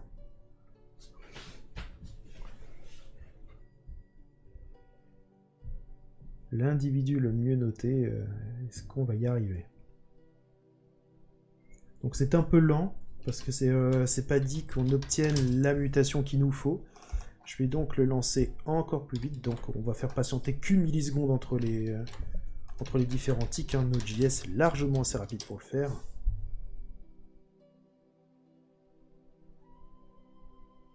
Voilà. À la 222e génération, on a trouvé la solution.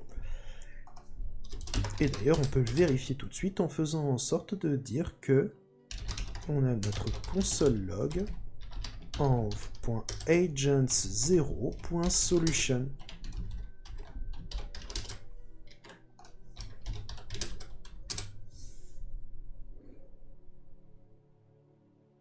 Hop, hello world. Et donc ça fonctionne pour absolument toutes les lettres, hein, pour tout ce que l'on cherche. Hein. Donc ici, on a donc notre environnement. On va chercher, on pourrait chercher du Hamlet, que ça changerait pas grand-chose. Hein.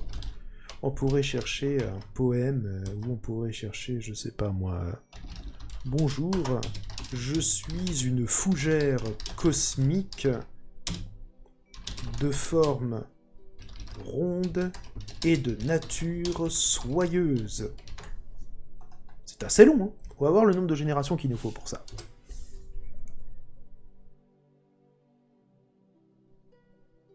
Waouh.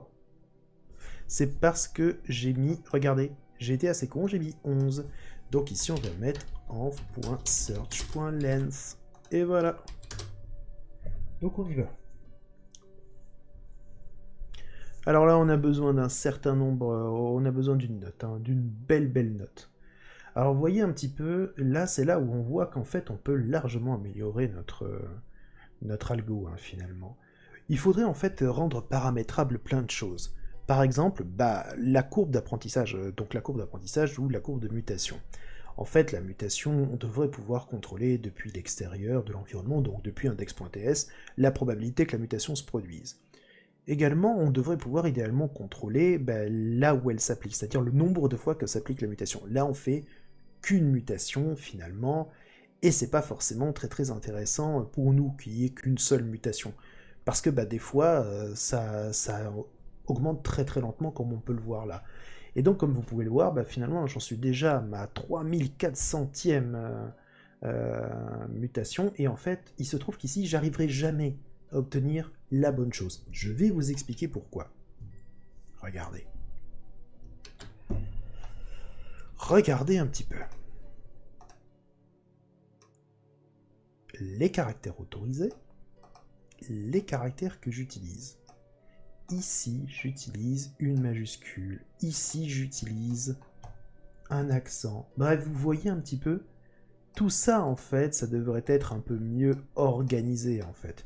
Donc ici, ce que l'on peut faire, éventuellement, déjà, ça, c'est d'en faire autre chose que une variable statique autorisée sur les agents. Elle devrait être déterminée donc par l'environnement.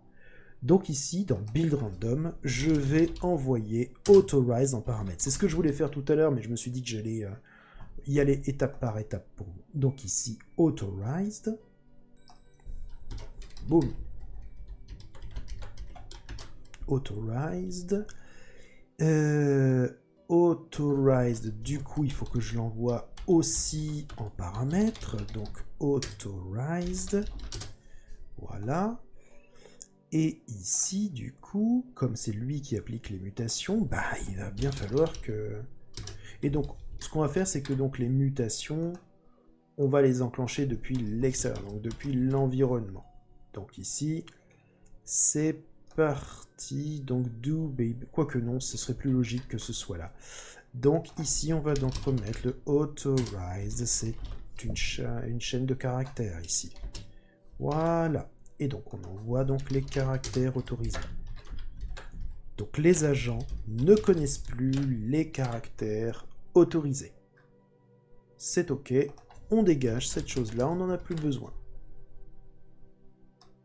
Boum. Voilà. J'avais encore un petit truc qui traînait. Bon, maintenant c'est authorized. Authorized, on ne l'utilisait pas, on le 1, 2, 3, 4. On l'utilisait pas ici, mais du coup, on va le mettre là. Donc, string, ici, ce que l'on va faire, c'est que donc tous les caractères donc, qui sont autorisés, ce que l'on va faire, c'est que l'on va en faire un this.search.split. Alors, je sais plus s'il y a moyen. Alors, est-ce qu'il y a moyen de le faire rapidement? JavaScript unique array. Est-ce qu'il y a moyen de le faire avec une fonctionnalité Est-ce qu'il y a moyen de le faire avec une fonctionnalité déjà toute cuite ou pas? Je me rappelle plus. Non, il faut le faire soi-même, hein, c'est ça? Ah, peut-être c'est vrai qu'en passant par un set, c'est vrai que...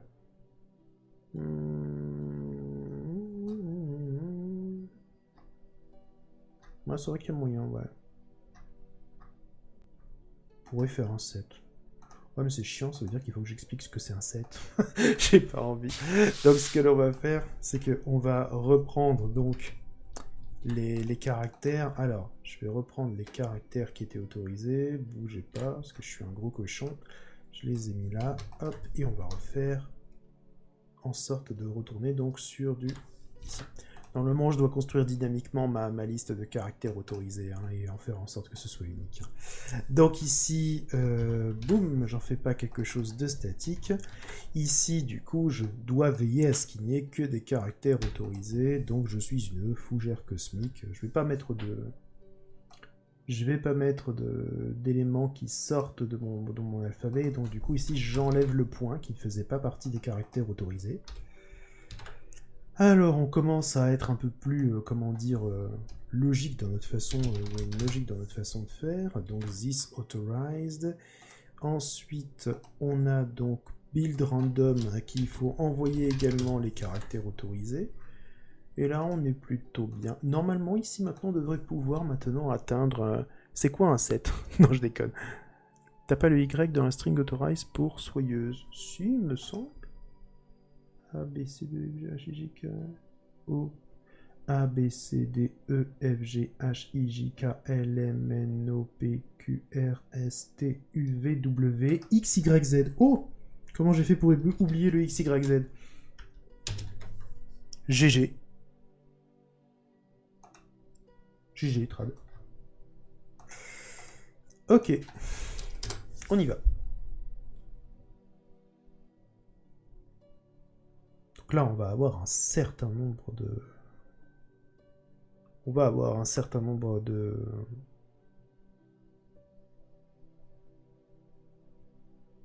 Ah, je vais pas y arriver. De générations à attendre. Alors, je sais, on va regarder combien de caractères il y a. 1, 2, 3, 4, 5, 6, 7, 9, 10, 11, 12, 13, 14, 15, 16, 17, 18, 19, 20, 21, 22, 23, 24, 25, 26, 27, 29, 30, 31, 32, 33, 34, 35, 36, 37, 38, 39, 40, 41, 42, 43. 53, 54, 55, 56, 57, 58, 59, 60, 61, 62, 3, 4, 5, 6, 67, 68, 69, 70, 71, 72. Et j'ai bien 72 ici, c'est parfait. Ça m'a pris 3000 générations quand même, 3029 générations, mais j'ai réussi à trouver « Bonjour, je suis une fougère cosmique de forme ronde et de nature soyeuse ». Donc vous voyez, on a quand même réussi à créer donc notre propre je vais y arriver. Notre propre solution. Et en fait, ça marche pour plein de choses, les algorithmes génétiques, en fait. Ça marche pour créer des comportements. Ça peut marcher, par exemple, pour retrouver son chemin. Je vous ai fait une vidéo sur le pathfinding récemment. Ça marche donc pour le pathfinding, ça marche pour créer des objets, ça marche pour... Ça marche pour plein de choses en fait. En fait, du moment que vous avez... Pourquoi, au lieu du nombre de cartes, tu renvoies juste un égal de ta solution versus search? Ah, alors, pourquoi je renvoie pas est-ce que c'est triplement égal? Si je comptais en fait, le truc c'est que si je faisais juste un triplement égal, j'aurais soit une note qui est de 0, soit une note qui est maximale. Or, pour qu'un algorithme génétique fonctionne, il faut qu'il y ait une fonction d'évaluation qui permette de classifier les individus par rapport aux autres. Si dès le départ, je ne donne la possibilité aux individus de n'être que soit parfaitement adaptés à leur environnement, soit pas adaptés à leur environnement, c'est-à-dire si t'es pas parfaitement adapté à ton environnement, en gros, tu t'es au même titre que ceux qui le sont encore moins que toi. Eh ben, j'ai aucun moyen de les hiérarchiser, en fait. Et le but, c'est de prendre la crème de chaque génération et de leur faire des bébés qui vont muter éventuellement avec un certain pourcentage de chances qu'ils mutent. Et du coup, ça me permet en fait de faire de raffiner systématiquement le truc.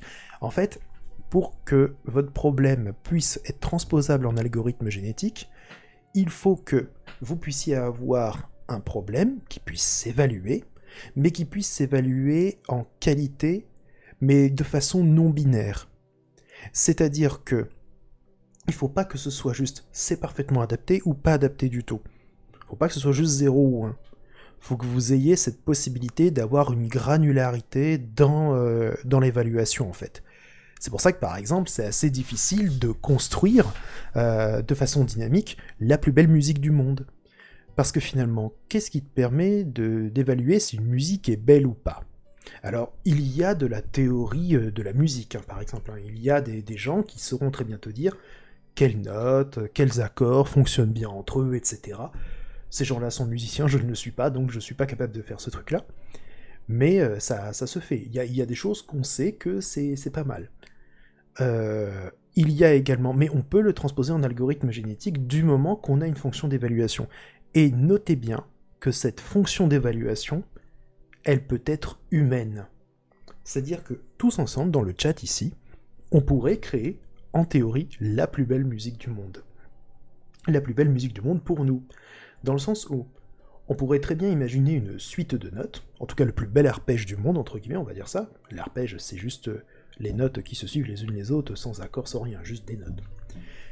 On pourrait créer la plus belle mélodie pour nous, c'est-à-dire, en gros, on génère une suite de notes au hasard, on en fait pour une centaine d'échantillons, on se partage le travail et on note chacune des solutions, d'accord?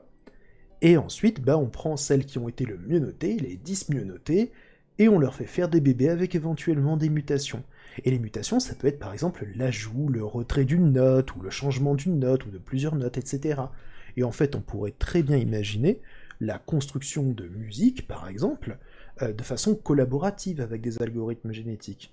C'est-à-dire que par exemple, tu as un serveur, qui tourne côté Node.js, qui donc se charge de proposer, donc de calculer une nouvelle solution et de les mettre à disposition des gens qui consultent ces solutions. On peut donc envoyer à ce serveur des notes pour chacune des solutions proposées, et il recalcule, il repropose une nouvelle série de mélodies et de solutions, donc. Et du coup, ça permet en fait de faire de l'algorithme génétique pour créer de la musique de façon collaborative. Mais si on arrivait à trouver des règles bien définies qui nous permettraient de dire telle musique est jolie à tant de pourcentage, telle musique est jolie à tant de pourcentage, alors dans ces cas-là, on n'a même pas besoin des gens pour le faire. C'est comme le fameux problème de l'antenne que je vous expliquais tout à l'heure. Une antenne, en fonction des caractéristiques qu'elle présente, ses matériaux, l'orientation des barreaux de l'antenne, etc., on sait calculer sa performance. Mais il faut pouvoir penser à toutes les solutions, ou alors un certain nombre de solutions. Et du coup, on se retrouve comme des cons à se dire j'ai pas le temps de... Comment tu décides de ta fonction d'évaluation? Tu aurais pu évaluer par ton environnement, par tes générations dans la globalité. Pourquoi tu évalues chaque agent? Je suis obligé d'évaluer chaque agent. En fait, la fonction d'évaluation, c'est celle qui va déterminer, enfin là où les fonctions d'évaluation, parce qu'elles peuvent être plusieurs, c'est ce qui permet de déterminer si ton agent répond à ton problème. Ici, ou alors s'il est adapté à l'environnement. Ici, adapté à l'environnement et répondre au problème, c'est exactement la même chose. Nos agents, pour survivre, doivent répondre le mieux possible à « Bonjour, je suis une fougère cosmique de forme ronde et de nature soyeuse ». D'accord? C'était... si, en fait. J'évalue chaque agent parce qu'il faut bien que chaque individu puisse savoir si oui ou non il est adapté à son environnement. Et donc qu'il puisse avoir une note. Et savoir si oui ou non il est sélectionné pour la survie. C'est comme dans la vraie vie, en fait. Dans la vraie vie, si par exemple, pour survivre, tu dois inhaler de l'oxygène, donc respirer, mais que toi, tu présentes une mutation génétique qui fait que finalement, l'oxygène, ça te brûle, tu auras plus de chances de décéder, ce qui est triste, et donc naturellement, tu vas être moins facilement sélectionné pour la reproduction, parce que tu mourras plus jeune, ou parce que il n'y a personne qui voudra faire d'enfants avec toi, malheureusement, parce que les gènes, ça se passe à tes enfants, donc personne n'a vraiment envie d'avoir des enfants malades, mais ça encore, c'est de la sélection sexuelle, donc ça n'a pas grand-chose à voir, même si ça a un rapport, ça n'a pas grand-chose à voir. Donc, en fait, si tu veux, il faut que chaque individu soit noté. Chaque individu doit être noté pour pouvoir évaluer sa capacité à survivre dans l'environnement. Je suis obligé de noter chacun des agents ici. Sinon, on ne fait pas d'algorithme génétique, bien sûr. La vraie solution optimale pour répondre à mon problème, c'est faire un console log de ce machin. Et terminé. Mais c'est avant tout là pour vous expliquer comment on fait. On évalue chaque agent, chaque individu est évalué dans son individualité, la solution qu'il propose est évaluée, et une fois qu'il le fait, une fois qu'il a sa note, on sait à quel point l'individu est adapté à son environnement. Ceux qui le sont plus font des bébés, ceux qui le sont moins, ils meurent. Ils sont pas sélectionnés pour la prochaine génération. Ça répond à ta question, Trad, peut-être?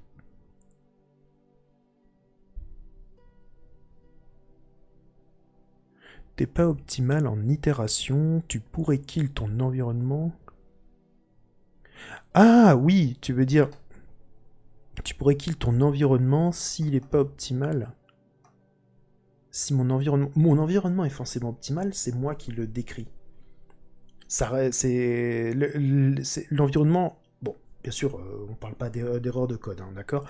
Mais l'environnement décrit des règles. Ces règles sont considérées comme l'alpha et l'oméga. Tu dois y répondre à partir d'une condition que tu fixes au préalable. C'est-à-dire que, en gros, tu veux dire que si jamais mes agents n'arrivent pas à répondre parfaitement à l'environnement, au bout d'un moment, je dois pouvoir arrêter mon environnement. C'est ça que tu... Je comprends pas ta question exactement, Trad, en fait.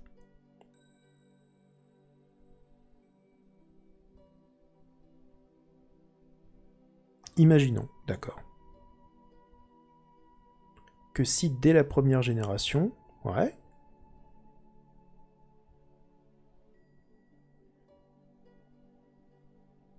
que tu n'aies pas une suite successive de 3 caractères, tu recommences tout.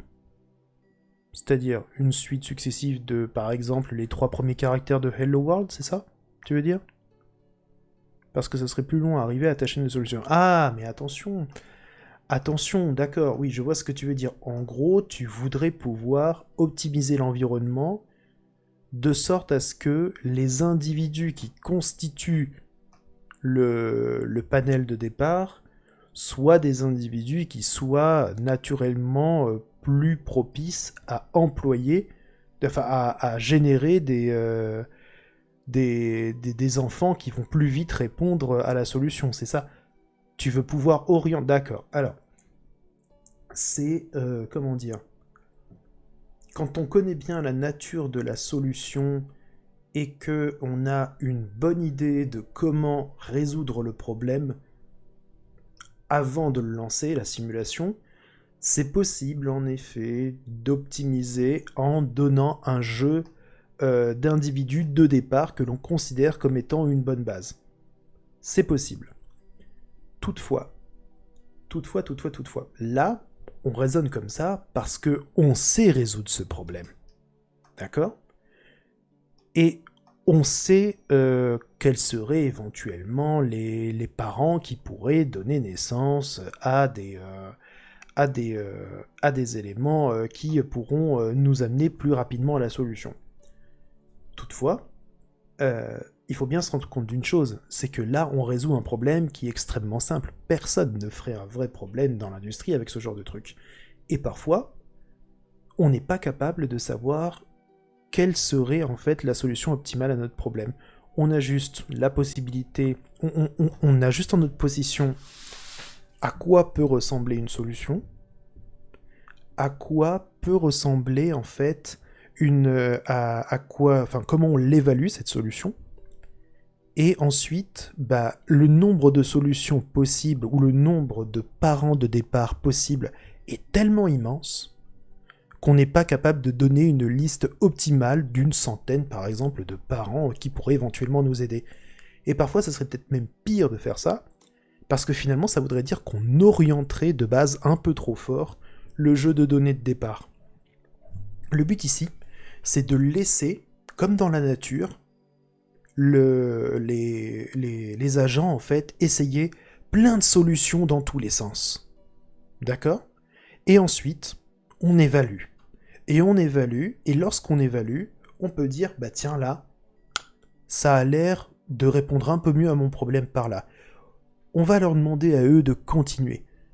On écarte les autres, qui nous apparaissent moins intéressants, et on fait en sorte de leur dire, tiens, vous continuez de faire des bébés pour voir ce que c'est. Ok, d'accord. Ok, bon, on va se mettre là-bas. Et on va donc refaire des bébés. Ah, cette portion des bébés a l'air de mieux répondre. On écarte le reste. Le problème, c'est que si par exemple on orientait par exemple notre jeu de données de départ avec des parents qui ne seraient finalement que par là, dans une zone qui pourrait éventuellement être très éloignée de notre zone de solution finale, qui elle serait physiquement présente à l'autre bout, bah finalement, on peut éventuellement, soit dans le meilleur des cas, ralentir notre recherche parce qu'on a sélectionné un trop gros jeu de départ, d'accord, un jeu de départ qui est trop spécialisé, et on s'est planté, donc, mais on arrivera quand même à la solution. Soit, pire, on éloigne tellement notre jeu de départ en pensant bien faire, que finalement, bah, au bout d'un moment, on n'arrivera peut-être même plus à obtenir la solution. Donc le but du jeu, c'est... On pourrait éventuellement penser à sélectionner des individus qui pourraient éventuellement commencer à répondre à la question, mais dans ces cas-là, on lancerait un sous-environnement. Par exemple, au lieu de créer un problème qui nous dit « je veux pouvoir obtenir des individus qui ont cette solution-là », on pourrait lancer 2 environnements en parallèle, avec « bonjour, je suis une fougère ». On pourrait lancer ça, on pourrait lancer cette simulation-là, c'est tout à fait possible. Et du coup, prendre les parents qui sortent de cette simulation-là, donc ici, 1, 2, 3, 4, 5, 6, 7, 8, 9, 10, 11, 12, 13, 22, 23, 24, 25, 26, 27, donc on y est presque. On pourrait prendre les parents qui sont issus de cette simulation-là et également créer une autre simulation avec ceci, et prendre donc les parents qui sont issus de cette deuxième simulation, faire en sorte de les combiner, et éventuellement espérer qu'ils arrivent à résoudre efficacement le problème. Et dans ces cas-là, ça voudrait dire résoudre des plus petits problèmes de notre environnement de départ en espérant que la somme des solutions de chacun de ces sous-problèmes nous amène progressivement vers la solution. Ici, pour un problème aussi simple, ça nous amènerait vers la solution. Il suffirait de dire, au lieu d'avoir, que parmi les mutations possibles, il y a le fait d'ajouter carrément, de construire de l'ADN supplémentaire, donc d'ajouter plus de lettres. Et donc du coup, nous, ça serait possible. Mais il faut bien prendre en compte le fait qu'il y a des problèmes qui sont bien plus complexes que ceux que l'on va mettre en place là, en fait.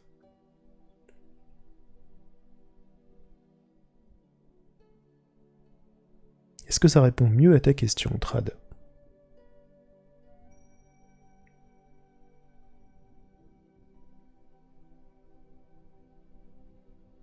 Alors là, tu vois, rien que pour ça, on est un peu loin. Hein.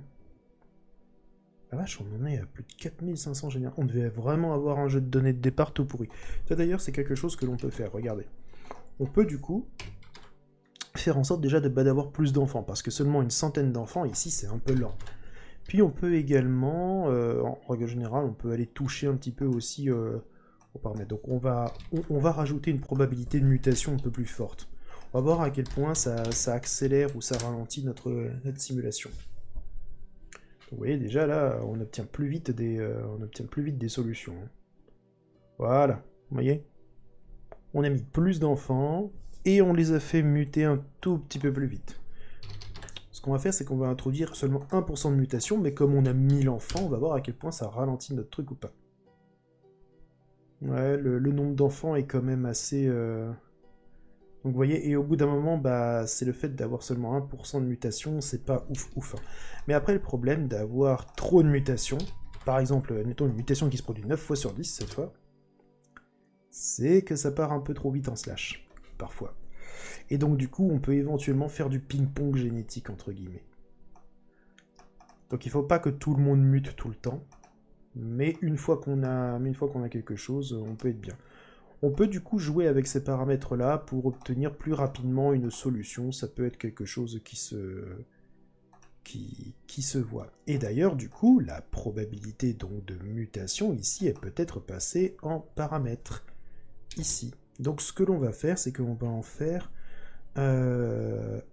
donc une probabilité. Donc on va mettre un proba number.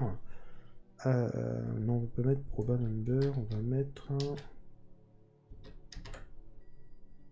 Ce qu'on va faire, c'est que ce truc-là, on va le sortir de là. On va tout déterminer dans l'environnement. Donc, do babies with, ça, on le dégage. On n'en a pas besoin.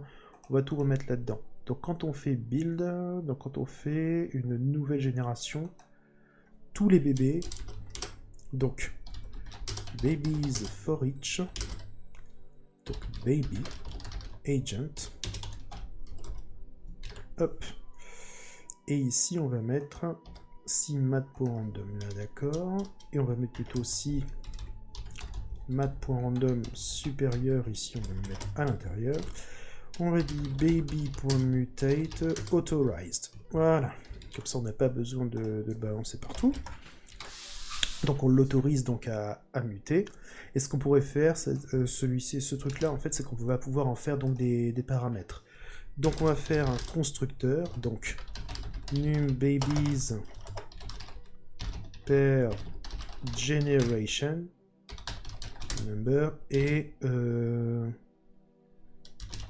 proba, on va le nommer juste proba parce que nous ça nous intéresse, donc on va plutôt mettre proba, ouais, on va faire ça comme ça, donc public. Ce qu'on va faire, c'est que à la limite on le met en public, on a tout mis en public en mode dégueulasse, mais tant pis. Si on va mettre 1000, et on va tout mettre en public, tant pis, je m'en fiche un peu. Hop, proba. Voilà. Ok, donc ici c'est numBabies per generation. Ici on a ce truc là, numBabies per generation, et ici c'est proba. Donc ici, vu que tout est en public, on peut le lancer depuis notre... on peut le paramétrer depuis l'extérieur. Donc ici, numBabies per generation, on va en mettre, je sais pas moi, 10 000. Et env.proba, on va mettre 0,5. Et vous voyez, en faisant ça, en fait, on peut évaluer donc des simulations qui nous prennent plus ou moins de temps. On peut en créer plusieurs, des environnements, etc.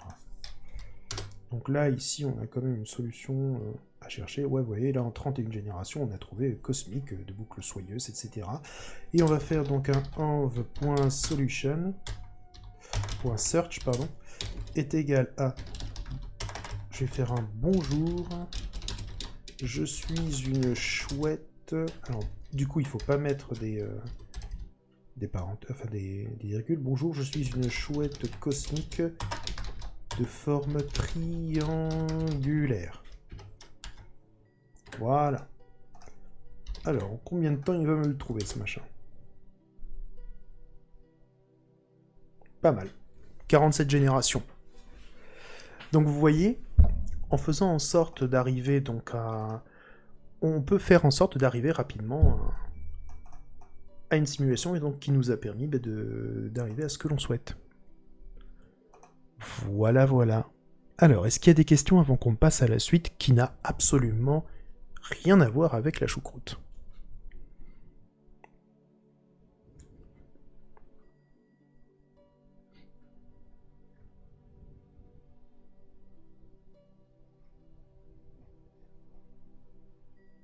Nope.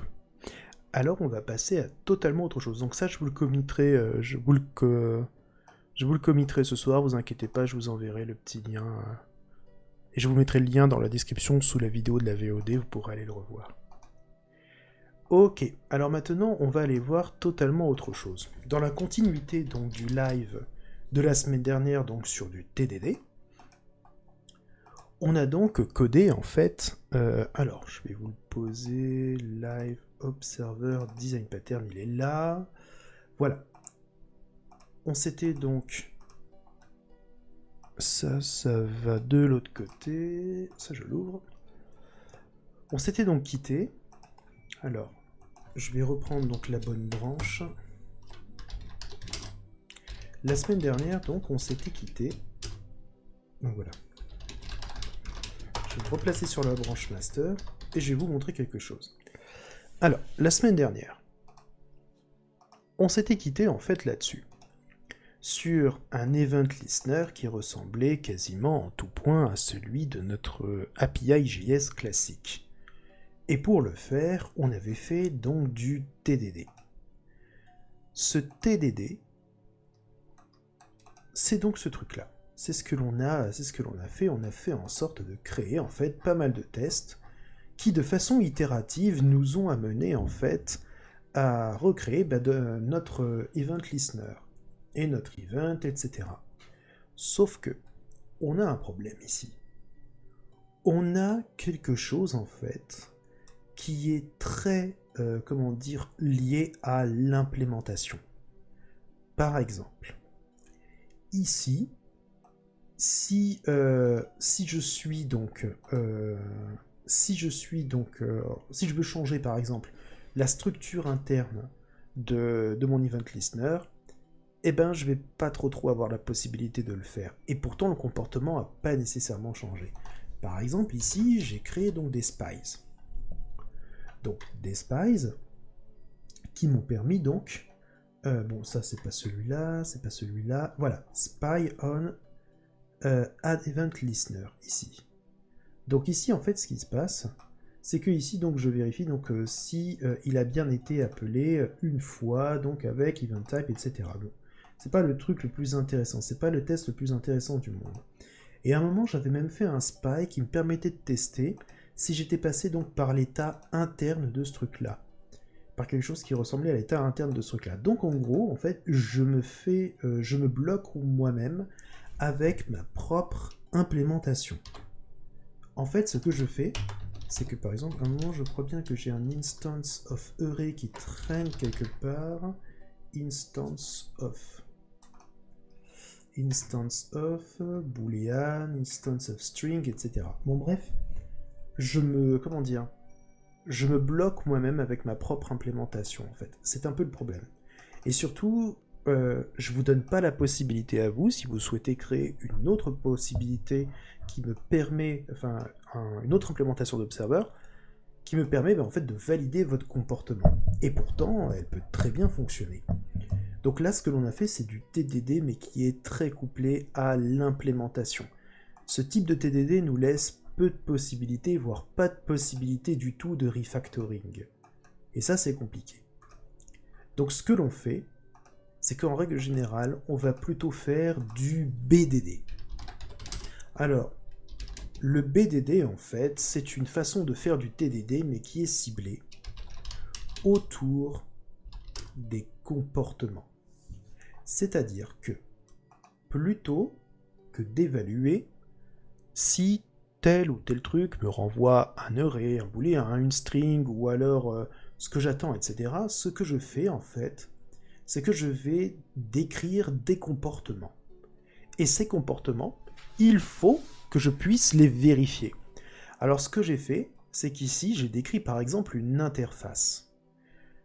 L'interface ici, c'est une interface que j'appelle iEmitter. C'est ce qui correspond à notre event listener de tout à l'heure. Si j'ai mis d'autres noms, c'est pour que vous puissiez comprendre en fait que l'on peut créer des implémentations d'Observer qui ne sont pas exactement les mêmes que celles que l'on a codées avant, et qui nous permettent quand même de répondre au cahier des charges. Donc, on a une méthode subscribe, une méthode isObserver, unsubscribe, emit et asObservers. Bon, c'est tout ce que l'on connaîtra du détail d'implémentation. D'accord ?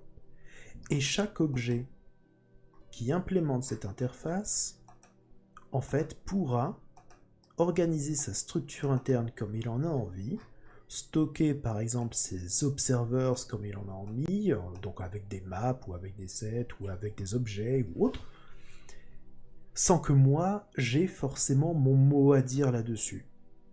D'accord ? Donc et j'ai pas forcément besoin non plus d'aller demander à quelqu'un d'organiser autre chose autrement. Donc c'est ça le détail d'implémentation, c'est les seuls détails d'implémentation que je vais connaître. J'ai également une notification ici qui remplace l'objet event en fait. Et donc pareil, les seuls détails d'implémentation des objets, des objets qui implémentent cette interface, bah, c'est ceux qui sont décrits dans l'interface. C'est la seule chose que je connais. Tout le reste, ce que je vais tester, c'est du comportement. Alors, je vais vous le montrer, mais en gros, je vous ai décrit les tests comportementaux dans l'ordre dans lequel ils m'ont permis de recréer absolument tout ce que je vois. Donc ici, ça en fait un certain nombre, mais en gros, voilà ce que l'on a. On a donc un observeur. Ici, un premier observeur et un deuxième observeur. Ce sont des fonctions fléchées, en fait, qui vont être notifiées lorsqu'un événement d'un certain type se produit. Un émetteur, un premier type d'événement, un deuxième type d'événement.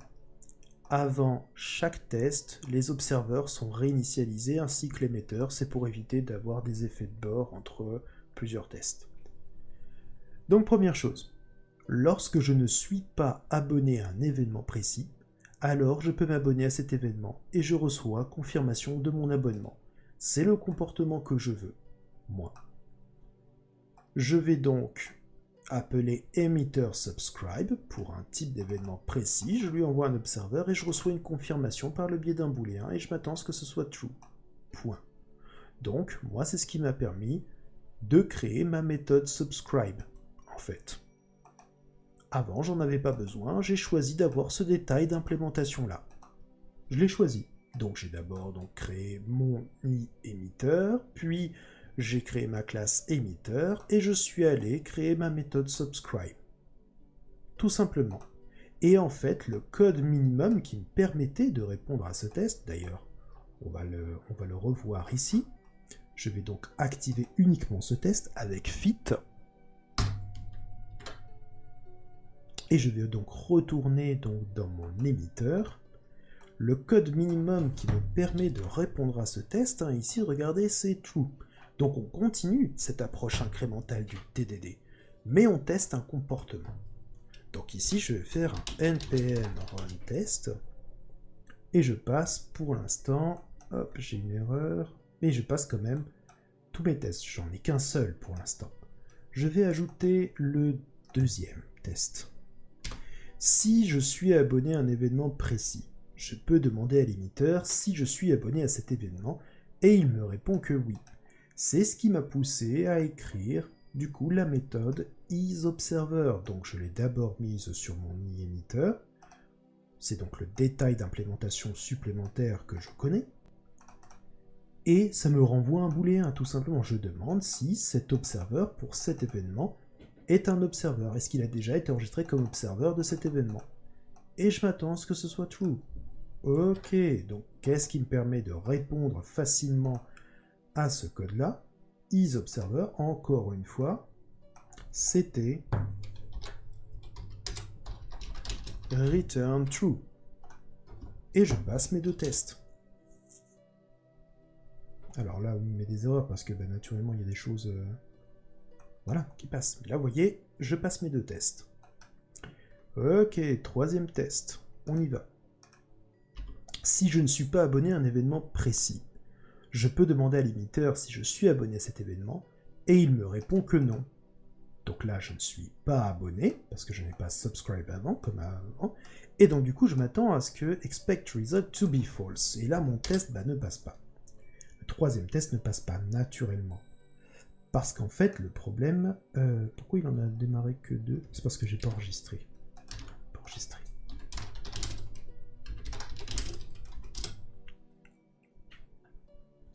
Vous voyez, le troisième test a fail true to be false. Donc ici, maintenant, le code qui est là ne suffit plus. Il ne suffit plus à répondre à mon problème. Alors, comment je peux faire pour répondre à ce problème efficacement? En fait, je peux répondre à ce problème efficacement en créant une variable temporaire. Donc je vais le refaire ici devant. Donc private, je vais la stocker ici, ce sera un observeur de type function où nul est égal à nul par défaut. Et ici, lorsque je subscribe, finalement je fais un this.observer observer est égal à observer. Et ici, je renvoie return this observer non égal à nul. En fait, ce code-là, pour l'instant, il me suffit à passer les 3 tests. Parce que pour l'instant, aucun de mes comportements ne m'a vraiment contraint à associer un observeur à un type d'événement. Aucun de mes comportements ne m'a obligé à stocker plusieurs observers pour un même type d'événement. Je n'ai fait que décrire des comportements en fait que je veux tester. Et je dois répondre à cela de la façon la plus minimaliste possible. Donc du coup, ce code-là me permet de répondre à mon problème. Il faut quand même que je garde ce truc-là en... Désolé, je dois le garder parce que sinon il ne compile plus. Mais en gros... Donc le code que j'ai passé, vous voyez, hop, les 3 tests passent. Ok. Je vais donc rajouter mon 4e. Si je suis abonné à un événement précis, mais pas à un autre événement, alors je peux demander à l'émetteur si je suis abonné à l'autre événement. Il me répond que non. Je fais donc une souscription à un event type pour cet observeur. Et je demande à l'émetteur si je suis observeur, mais d'un autre event type pour ce même observeur. Eh bien, il est censé me répondre que non. Sauf que... Haha. Là, ça passe plus. Ça passe plus par rapport à mon code de tout à l'heure. Parce que j'ai encore oublié d'enregistrer, donc c'est censé ne plus passer. Voilà. Ça marche plus. Donc cette mécanique que je viens de mettre en place là, avec un unique observeur qui fonctionne pour un unique event type, ça ne marche plus. Je vais donc devoir associer un observeur. Pour l'instant, je n'ai de nécessité de n'associer qu'un seul observeur à un event type particulier. Donc, j'ai pas nécessité d'associer un tableau de fonctions à un événement. Juste une seule fonction. Donc ici, je vais mettre observer. Ça sera donc une map string function. J'associe une clé, un event type, à une fonction. Ok, donc string, function, et c'est parti. Donc quand je stocke ce truc-là, d'accord? Quand je veux stocker cet observeur, ben je fais this observer set event type,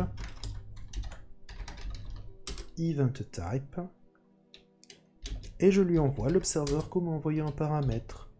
Et ici, au lieu de retourner this observer non égal à nul, je fais this observer get, donc get de event type non égal à undefined. Et ce code-là me permet de répondre à mes 4 tests. Voyez? Toujours progressif. On y va. Je rajoute ce test-là. Lorsque je suis déjà abonné à un événement précis, alors je ne peux pas m'y abonner de nouveau, et je reçois confirmation du refus. Ok, donc on s'abonne à cet événement, et ici je retente la même souscription avec le même observeur au même événement, je suis censé recevoir false. Est-ce que ça fonctionne? Naturellement non. Voyez? Boum, il me le dit, c'est pas bon. Qu'est-ce que je dois faire?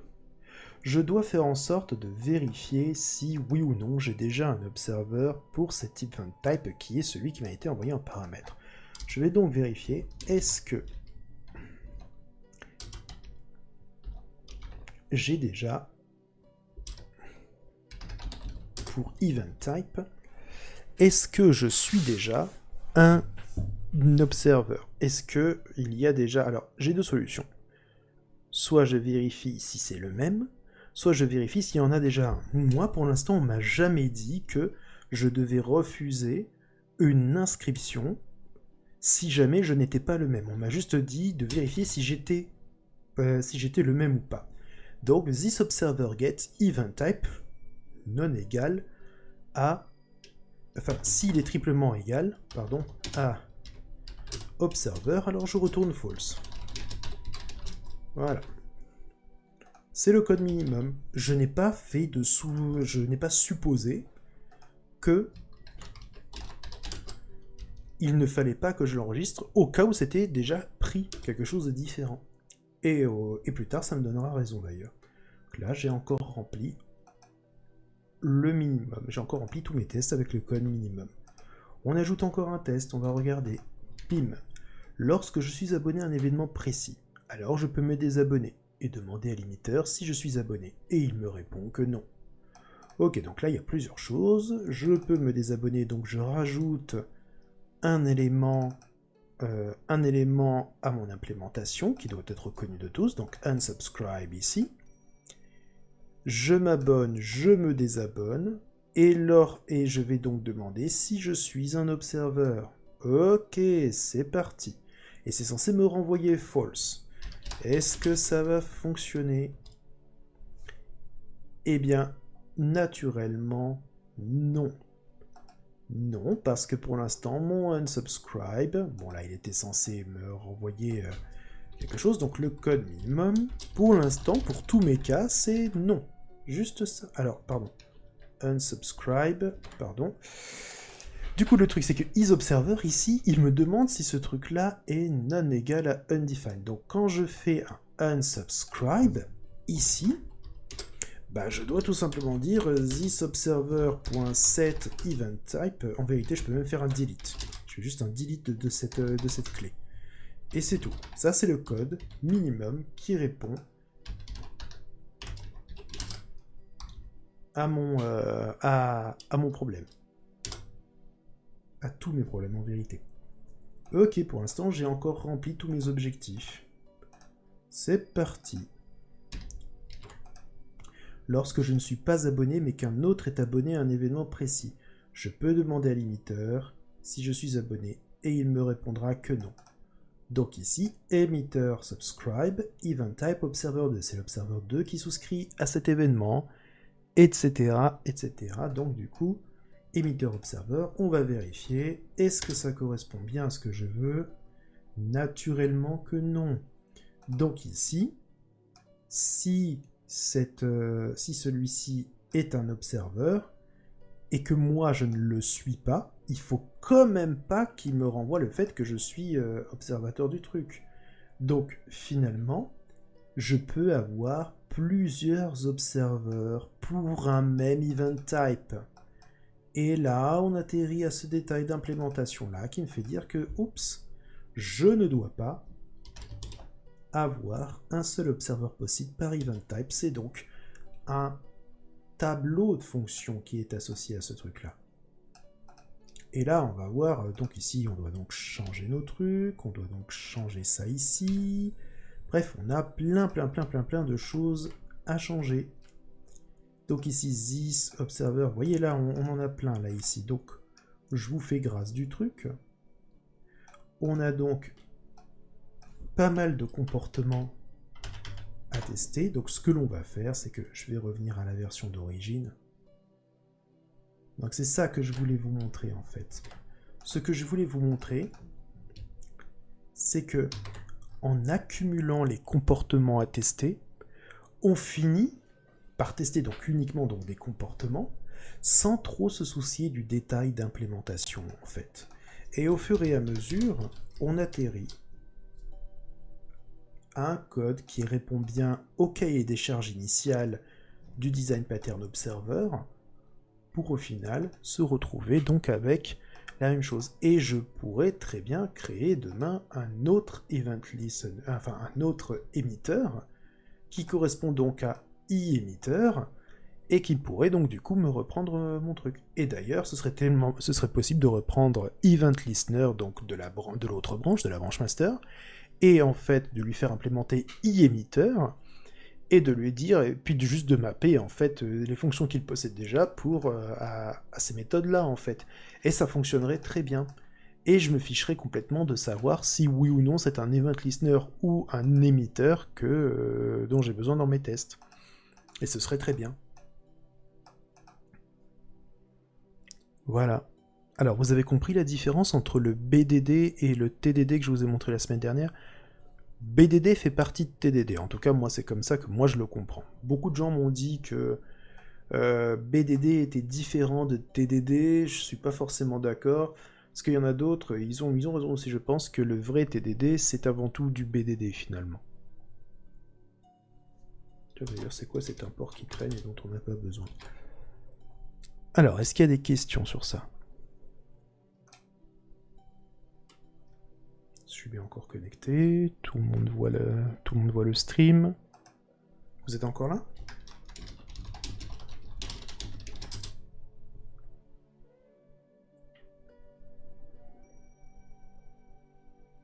Il n'y a plus qu'un seul spectateur de ce que je vois. Vous êtes combien dans le chat là? Vous êtes plus que un? D'accord. Bon bah c'est pas grave parce que c'est déjà l'heure et je pense que je vais vous laisser là. Allez, bonne soirée à tous. Et puis bah j'espère que ça vous a plu. Donc encore une fois, donc live samedi soir, samedi de la semaine prochaine, on refera un petit live. Bonne soirée, ciao.